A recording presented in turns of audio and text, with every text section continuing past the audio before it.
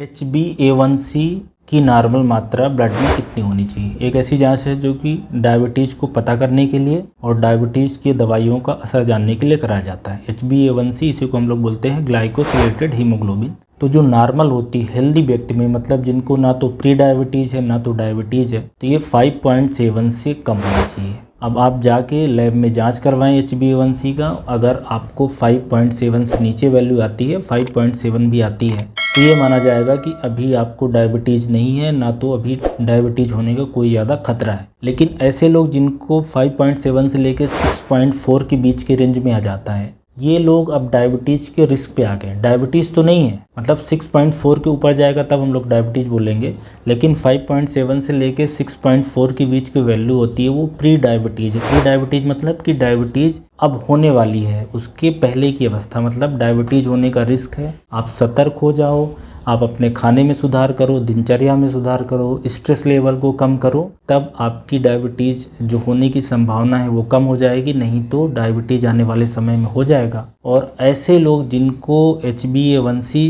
6.5 या उससे ऊपर चला गया है, तो उसको फिर हम लोग डायबिटीज़ मान लेते हैं। तो ये HbA1c एक ऐसी जांच है जो ब्लड के अंदर कराई जाती है और ये डायबिटीज़ की डायग्नोसिस के में भी काम आती है। लेकिन डायबिटीज़ जो पेशेंट है, जिनका ट्रीटमेंट चल रहा है, दवाइयाँ चल रही हैं, एलोपैथी के कोई और पैथी की दवाइयाँ चल रही हो, तो उसकी मॉनिटरिंग के लिए भी अच्छा है ये। मतलब ये क्या होता है, 120 दिन का एवरेज किसी व्यक्ति के अंदर ब्लड शुगर लेवल कितना था वो बताता है। सामान्यतः जैसे हम लोग फास्टिंग ब्लड शुगर या पोस्ट पेरेंडियल ब्लड शुगर कराते हैं तो उसी दिन के बारे में पता चलता है।